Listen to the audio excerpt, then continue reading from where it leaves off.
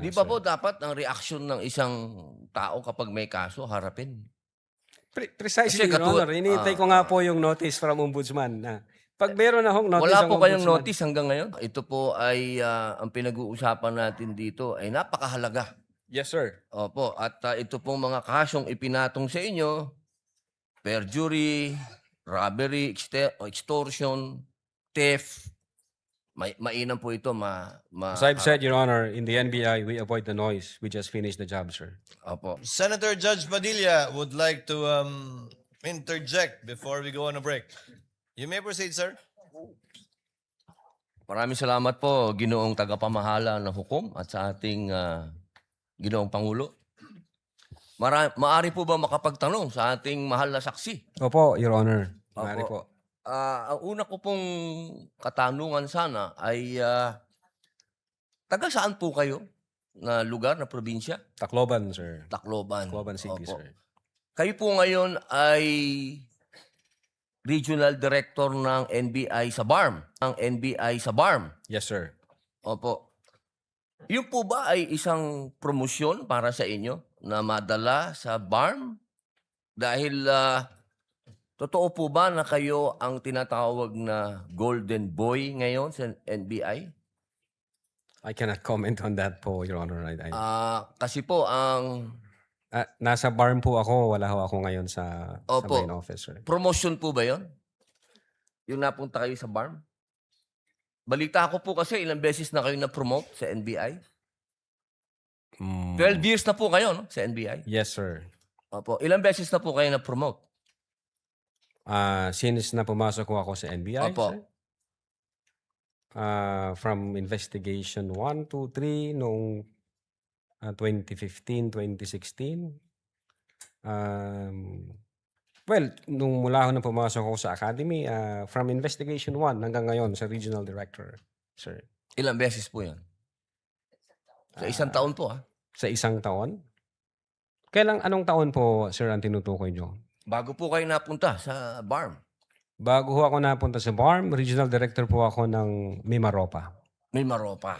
Region 4B, sir. Opo. Kayo po ba ang pumili sa BARM? Na Hindi kayo po, sir. mapunta to? In the exigency of service, doon po kami nilalagay kung ano ang tingin ng direktor na makakatulong kami sa bureau. Bakit po kaya naisip ng direktor na sa BARM po kayo? Kayo po ba ay may kaalaman sa Islam? Hindi ko po alam kung ano ang naging basis ng direktor, pero Kayo po mismo. Ang BARM po kasi is Muslim Mindanao. yes, Your Honor. Opo. Meron po kayong kaalaman sa Islam?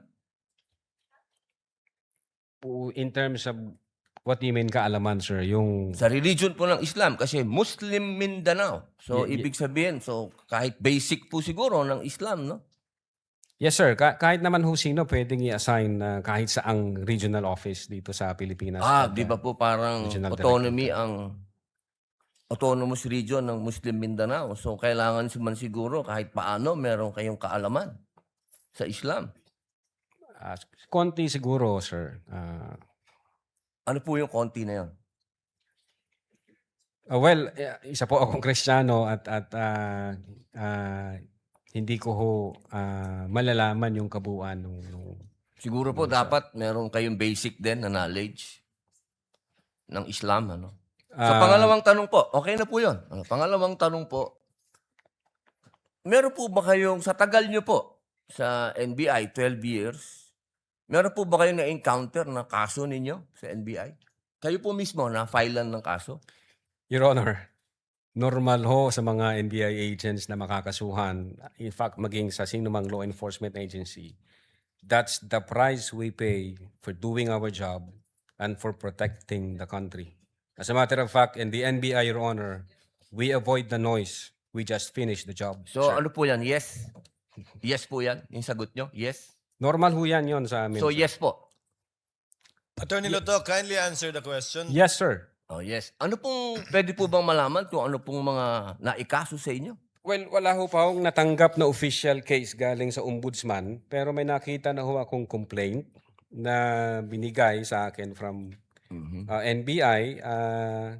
Hindi ko na ho maalala yung sa case na yan, Pero nung chinek po namin yung case na yan, Your Honor, sabi ko doon sa mga kasama ko, tingnan nyo nga yung validity at authenticity ng case na to. Mm. Pinuntahan ho namin yung nagnotaryo, I So think meron Makati po, no? Court yun. Oo. Yung Makati Court, nag-issue ho ng certification na fake yung notary dyan sa reklamo na yan. So sabi ko, wag nyo nang pansinin, marami tayong trabaho. Kung fake yung notaryo na yan, mere scrap of paper yan. Wag na nating pansinin. Although, nag-aantay po ako, Your Honor, na mag-notify sa akin ng OMB kasi sasagutin po namin na eto ho ang nakalap namin, may dalawang Chinese na nagreklamo, chinek ho namin doon sa BI, yung dalawang Chinese na yan, I think, 9 months nang overstay at pinaghahanap din ng... Ano pong kaso po Bureau of yung Immigration. ipinatong sa inyo? Anong kaso? Hindi ko maalala, Your Honor. Mm. Meron ho, may mga kaso ho doon na nakalagay. Pero again, sabi Wala ko po nga, kayong isa kahit maalala na ipinatong sa inyo? if I'm not mistaken, arbitrary detention, may Mhm. ganun ba? May unlawful arrest? Wala ho sa akin ng record kasi nga, sabi ko nga, nung makita namin na fake yung notary, hindi na ho namin binigyan ng pansin, Your Honor. Kasi napakakapal po nitong hawak ko. Ito Wala po akong problema, Your Honor. Oo, Sasagutin po kakapal. namin yan. Kapal po nitong hawak ko. Wala akong yung- problema, Your Honor. Oo, Sasagutin po kakapal. namin yan. Apo. Sasagutin ko Hindi po niyo yan. pa po nasagot magmula noong February 29 Kasi wala pa hong official notice galing sa kung anong ahensya. na nakarating po sa inyo. Wala pa. Wala pa ho. Ang nakuha ko lang, yung kopya niyan, Mm. siguro may nagpadala sa akin. Sabi ko, teka muna, wala akong official na nare-receive from OMB. So, nung chinek ho namin, kung nag-i-exist ba yung kaso, fake yung notary, hindi na namin So, binigyan ibig niyo ng pong pansin. sabihin hanggang ngayon, hindi kayo sigurado kung nag-i-exist to. Dapat may notice na ako from Ombudsman. Oh, di sir. ba po dapat ang reaksyon ng isang tao kapag may kaso, harapin? Precisely, Kasi Your Honor. Hinihintay ko nga po yung notice from Ombudsman. Na pag meron na hong notice Wala ang po kayong Ombudsman- notice hanggang ngayon? Sa Wala pa ombudsman? po, Your Honor. Yun nga ang inaantay ko kasi sasagutin namin kasi meron po kaming certification na fake yung notary. Inaantay ko po, Your Honor. Mas maganda po, maharap nyo kagad. Definitely, hindi ko lalong-lalo namin na po- tatakbuhan yan, sir. Kasi napakahalaga po ngayon nito. Yes, sir. Oo, ito po ay ang pinag-uusapan natin dito ay napakahalaga. Yes, sir. Opo, at ito pong mga kasong ipinatong sa inyo, perjury, robbery, extortion, theft, mainam po ito As I've said, Your Honor, in the NBI, we avoid the noise. We just finish the job, sir. Opo, opo. Meron po akong tanong, pangatlo. Opo. Kanina po na ang ganda ng talakayan nyo tungkol sa Romanov. Yes, sir. Opo. Alam niyo po ba yung istorya ng Romanov? At ang gaganda po ng mga sagutan ninyo, alam niyo po ba yung historical background ng Romanov? Ang alam ko lang po dyan, Your Honor, yun yung nangyari sa, I think, Tsar, kung hindi ako nagkakamali sa Russia. Sa Russia. Opo, Opo. Sino po ba yung nakakalaban ng Tsar? Again, hindi ko po maalala, hindi ko po nakita yung buong... Yun. Kasi napakahalaga po malaman ng taong bayan kung sino po ang tinatawag natin na Romanov. At Yes, sino yung nakalaban nila.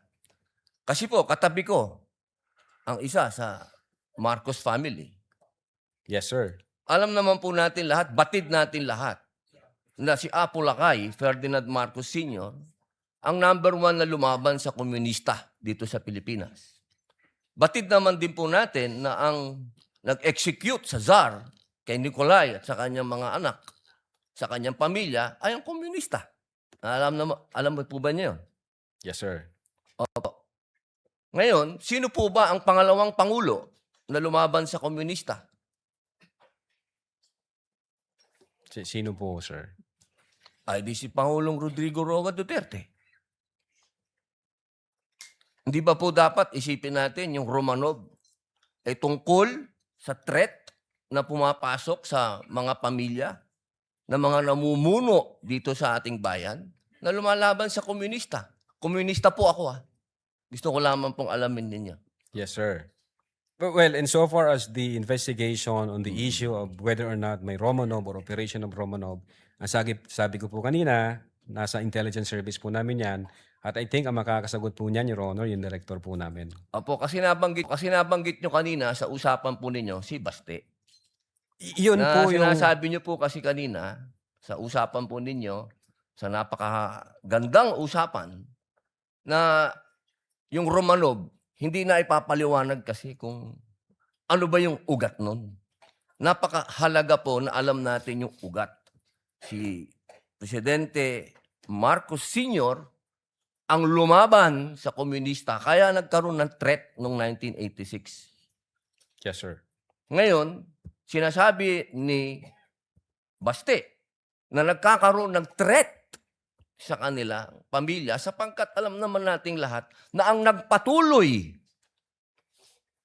ng paglaban sa komunista pagkatapos ni Pangulong Rodrigo Roa Duterte ay si Inday Sara Duterte, ang ating Vice President. Sumasang-ayon po ba kayo doon?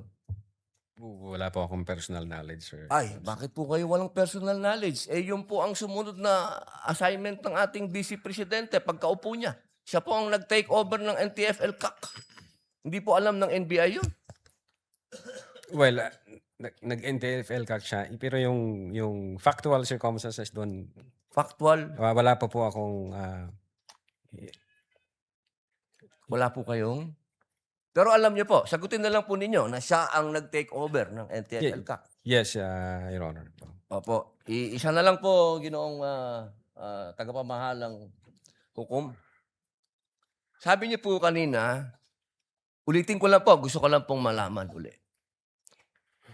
Inamin niyo po na wala kayong personal knowledge tungkol dun sa threat ng Pangulo. Ng pangalaw, sabi niyo po kanina, wala kayong personal knowledge na kumuha na ng assassin o papatay sa Pangulo, ang pangalawang Pangulo. Narinig ko po kanina. During that time, Yes or no lang po. during that time, ongoing ho ang validation namin, So, sir. ibig niyo pong sabihin ngayon, meron na kayong personal knowledge na meron na kayong... Hindi po, ongoing po ang validation. At sabi ko nga po, ang makakasagot po niyan, yung intelligence service namin at ang director po namin, sir. So hanggang ngayon po, wala pa kayong personal knowledge. In so far as the Cybercrime Division is concerned back then, Hindi po, ongoing ngayon po. ho yung Yes or no po? validation. Ngayon po, sir. Mahal naming saksi. Ngayon po. Kung ako tatanungin, wala pa po akong idea, pero baka meron ang intelligence service o ang director po namin. Attorney Lato, kindly answer the question directly. It's answerable by yes or no. And I think Yes, sir. you know the answer. Opo. Well, ako personally, wala pa po, sir. Okay. Yun lang po. Maraming salamat po, Thank mahal you. na saksi. Thank you, sir. Thank you, Senator Judge Padilla. Chair declares a 15-minute recess.